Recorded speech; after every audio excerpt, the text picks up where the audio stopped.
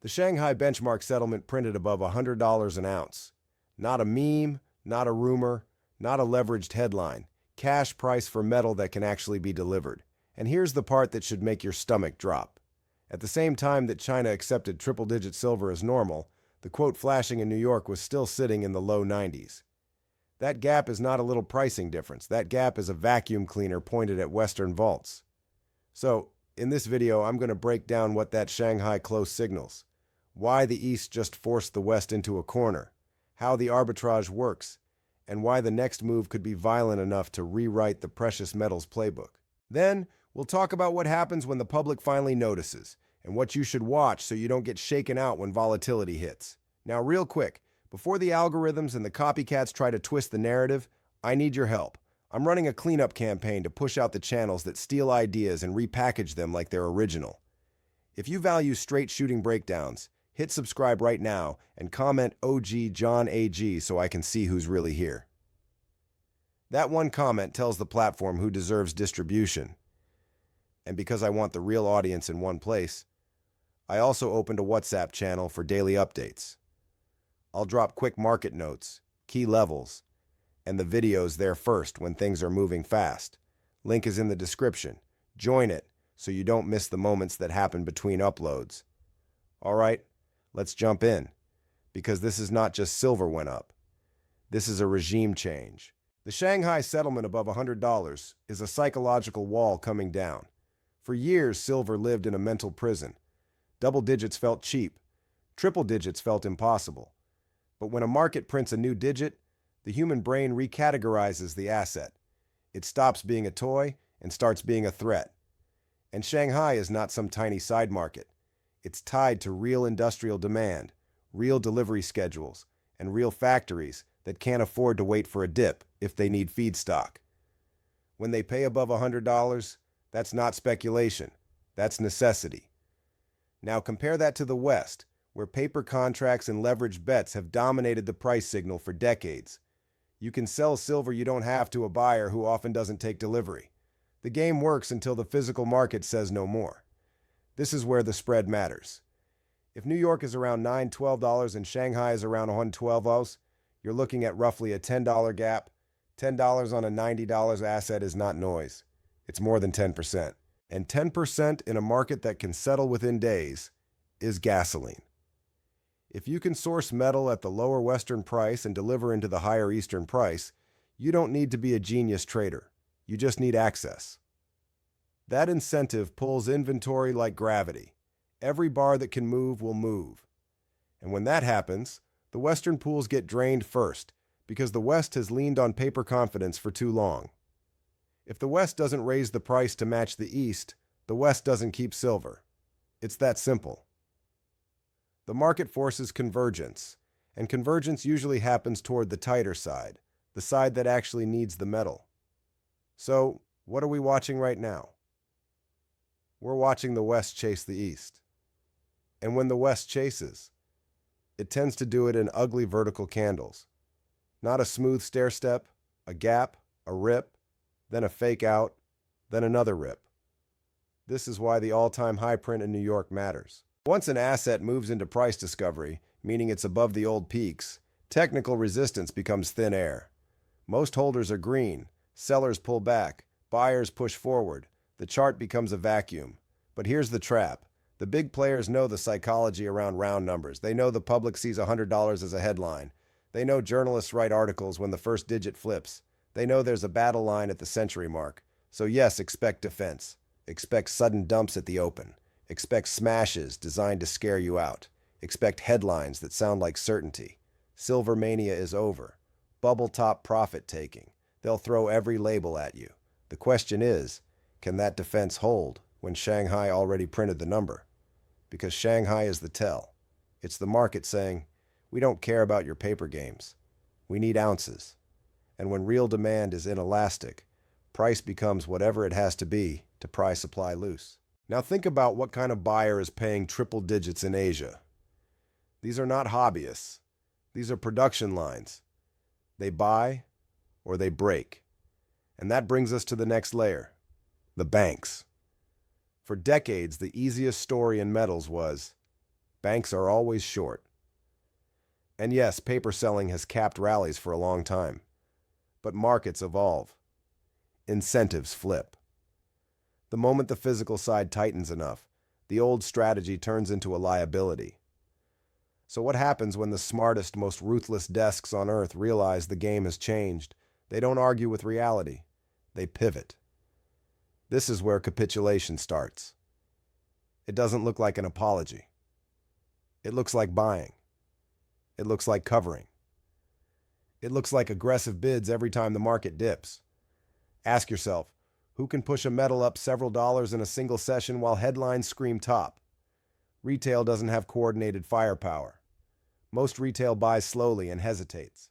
The kind of move we're seeing, the kind that snaps back after every hit, often means bigger money is absorbing the selling. And if those desks are switching from suppression to participation, the physics change. Because when the suppressor becomes the accelerator, the market stops fighting a headwind and starts flying with a tailwind. Banks don't have feelings about silver. They believe in staying solvent. If a short book becomes dangerous, they cover. If there's money to be made on the upside, they go long. They're mercenaries, not philosophers, and they have better information than anyone. They see delivery demand, warehouse movements, and what's leaving. If they're buying here, it's not because they think silver is going to $95. It's because they think the next leg could be much bigger. This is where the market becomes cruel to the remaining shorts. Smaller funds and overconfident speculators get hunted. The squeeze becomes self-feeding. Price rises, shorts cover, covering pushes price higher, and higher price forces more covering. And while that happens, the physical side gets tighter, because higher price does not magically create new supply. Mines don't turn on like light switches. In the short term, you have the same ounces and more people fighting over them. That's why the spread with Shanghai is so dangerous. It's a scoreboard. If the gap stays open, it's an invitation. If the gap closes, it usually closes with the West moving up. Now here's a key warning. If you're trying to trade this with leverage, you're playing on the bank's home field. They can create volatility on purpose. They can slam it down to trigger stops and then buy the panic. If you've ever wondered why a chart can look rigged, this is the environment. The way you survive that is simple. Don't confuse noise for trend. Volatility is not reversal. It's the cost of admission to a repricing. And speaking of repricing, there's another phase that changes everything, the public. The most powerful force in markets is the moment regular people realize they're late and they sprint. For years, mainstream media could ignore silver, but triple-digit silver in Asia and a fresh all-time high in the West is the kind of story that breaks the blackout. It's too big to bury. When the public sees silver near 100 on a ticker, something clicks. They look at their savings earning almost nothing. They look at daily life getting more expensive. Then they see an asset moving like a rocket, and the fear of missing out turns into action. Here's the problem. When they act, the shelves aren't full. If dealers are thin and delivery is backlogged, the public can't just buy at the screen price. They show up and get told, "We can take your order, but it'll be weeks." Or, "We're out." Or, "Yes, but the premium is brutal." And that disconnect, screen price versus street price, creates panic. People interpret scarcity as proof that the real value is higher. So they bid higher. They outbid each other for whatever is left. That's how you get a feedback loop.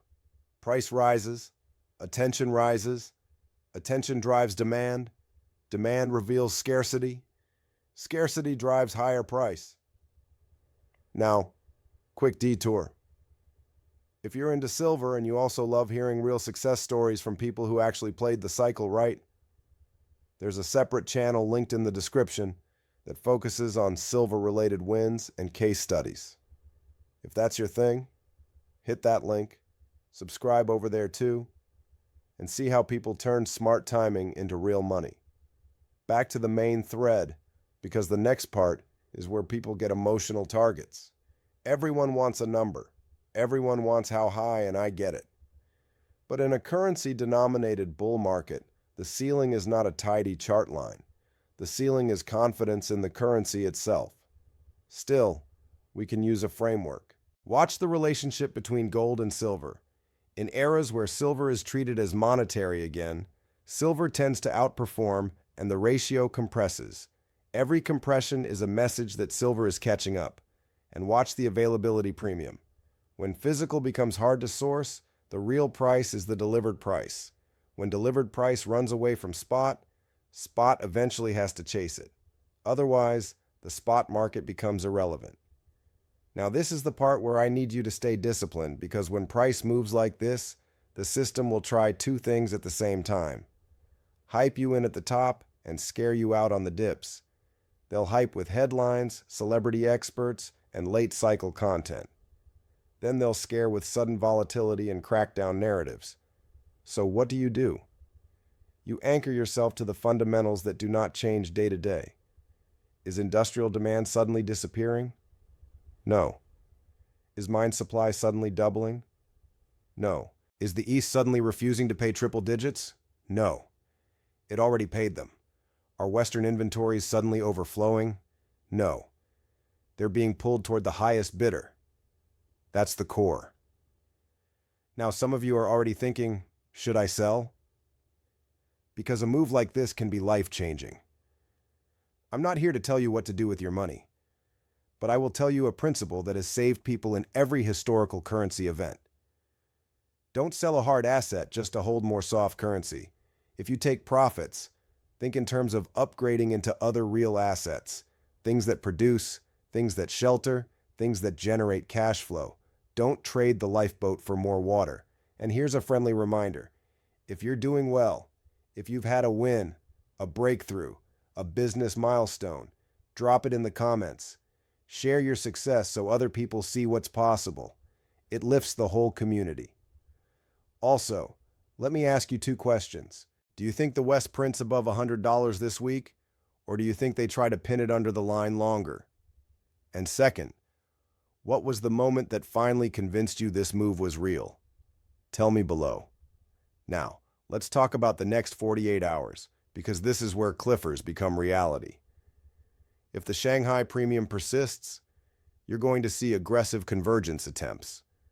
That can mean a gap up open. It can also mean a dirty move down first, one last flush, followed by a rip higher. And that's the emotional test. Can you handle a fake drop without giving up your position right before the next expansion leg? Because the people who get hurt in markets like this aren't the ones who were wrong. They're the ones who were right, but got shaken out. So here's what I'm watching. Volume on up days, how fast dips get bought, and whether the market can hold gains into the close. If strength holds into closes, that's not retail panic. That's larger money positioning. I'm also watching signals from dealers, delays, rationing, order limits. Those are not just inconveniences. They are early warnings that the physical side is dictating terms. And finally, I'm watching the narrative shift. When coverage switches from mocking to explaining, it's a sign the move has entered public consciousness. That's when demand can go exponential. Now I know someone is typing, okay, but what do I do right now? So let me answer it the same way I answer the most common viewer question I get in moments like this. What matters more, spot price or the ability to actually get the metal? Because in a squeeze, the screen can lie. Not because the number is fake, but because it's incomplete. A quote is only meaningful if you can convert it into a bar, a coin, or a delivered industrial lot. When delivery times stretch and premiums explode, the real market is telling you the system is stressed. So, here are the two scenarios I'm watching like a hawk. Scenario 1, the West gaps higher, tags $100, and then churns. You'll see violent intraday swings, but the closes keep creeping up. That's the market digesting a new level. If that happens, pay attention to whether dips are shallow and quickly bought. That's strength. Scenario 2, they attempt a flush first. A sudden drop to scare late buyers, trigger liquidation, and create headlines that say the move is over. If that happens, the key is whether Shanghai stays elevated while the West dips. If Shanghai holds and the spread widens again, that flush becomes fuel for the next rip. And here's the cliffhanger nobody wants to talk about. What happens if the spread doesn't close through price but closes through restrictions, order limits, dealer rationing, cash-only policies, temporary suspensions? That is how markets behave when inventory is the real bottleneck. So if you're sitting there thinking you have unlimited time, you don't. In squeezes, time is the asset. And if you're still watching right now and you haven't subscribed, fix that. Subscribe quick and simple because the next update could land mid-move and I don't want you catching the recap after the candles are already printed and the window's gone. Now let me pull the camera back even further because there's an uncomfortable implication here. If silver is repricing this fast, it's not just silver being silver. It's the mirror reflecting the weakening purchasing power of fiat currency. When prices of real things go vertical, it often means the denominator is melting. And this is where the phrase force majeure starts to show up in the mining world. When obligations can't be met, when contracts become impossible to fulfill at the agreed terms, legal language appears. Not because someone wants drama, but because reality forces paperwork. If miners and refiners start signaling strain through delivery delays, contract amendments, or temporary suspensions, that's the market telling you the stress is not theoretical. So, what's the end game? The end game is simple. Price rises until enough supply shows up or enough demand gets priced out. But here's the catch. Industrial demand is sticky and investment demand is emotional. That means price can overshoot violently before it stabilizes. That's why the coming phase can be the most dangerous and the most profitable at the same time. Dangerous if you're over-leveraged. Profitable if you're positioned without needing to panic sell. The best strategy in a squeeze is often patience. Let the market do the work. Don't try to outsmart every wiggle. Don't let a 1-hour candle rewrite your long-term thesis. Because the thesis right now is backed by a scoreboard. Shanghai already printed triple digits, and once a market accepts a new digit, it rarely goes back quietly. It can dip, sure. It can whip around, absolutely. But psychologically, the world has now seen $100. Silver is real. That changes the baseline forever. So here's where we land today. The West is behind. The East just moved the goalposts. The arbitrage is a magnet. The banks are adapting. The public is waking up. And the next moves could be fast enough that anyone waiting for the perfect entry may never get it. If you want to support the cleanup campaign and help me push originality forward,